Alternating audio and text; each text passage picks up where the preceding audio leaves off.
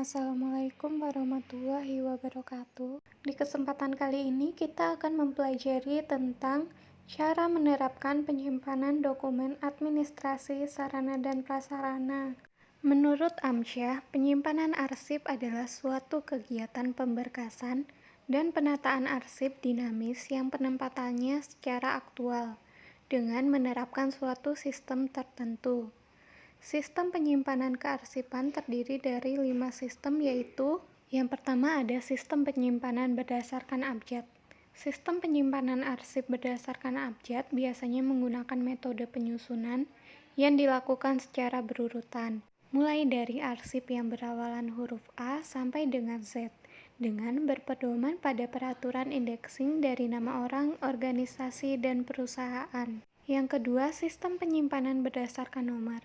Sistem penyimpanan arsip ini biasanya digunakan oleh arsiparis yang melakukan indexing atau klasifikasi dokumen berdasarkan nomor dan dilakukan berdasarkan pengelompokan masalah terlebih dahulu. Yang ketiga, ada sistem penyimpanan subjek.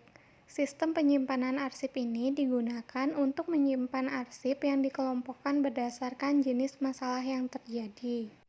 Yang keempat, ada sistem penyimpanan berdasarkan tanggal.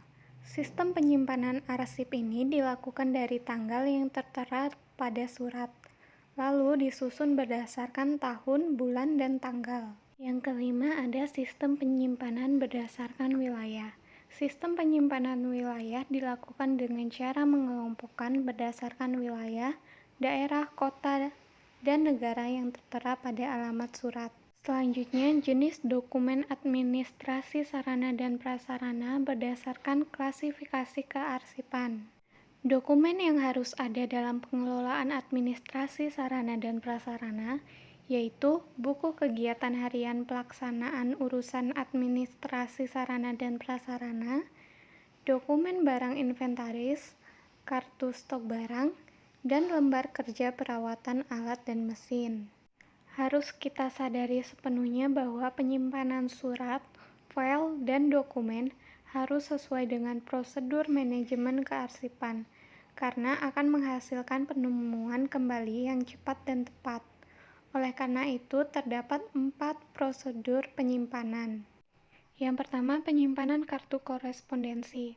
Kartu korespondensi setelah selesai diisi kolomnya sesuai dengan surat masuk dan keluar, maka pada alfabet yang terdapat pada kartu diberi tanda yang sesuai dan kode klasifikasi yang telah ditetapkan.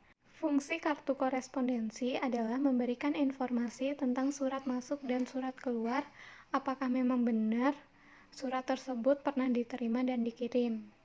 Yang kedua, penyimpanan surat aktif.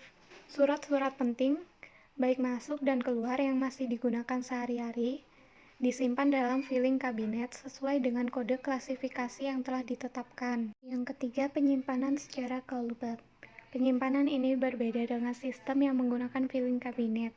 Perbedaannya adalah pada rak yang dipakai adalah rak kayu yang berisikan kunci dengan memberikan kotak-kotak sesuai dengan ukuran folio dan di atasnya ditulis alfabet. Setiap kotak disimpan 3 buah dosir sesuai dengan kodenya.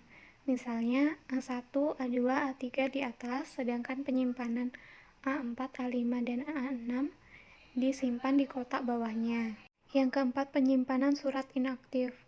Surat inaktif adalah surat yang telah menurun nilai penggunaannya dalam kegiatan sehari-hari, sehingga perlu dilakukan pemisahan antara penyimpanan surat yang masih aktif dan surat yang inaktif. Setiap akhir tahun, surat perlu diseleksi apakah tetap aktif atau inaktif. Sekian materi hari ini. Wassalamualaikum warahmatullahi wabarakatuh.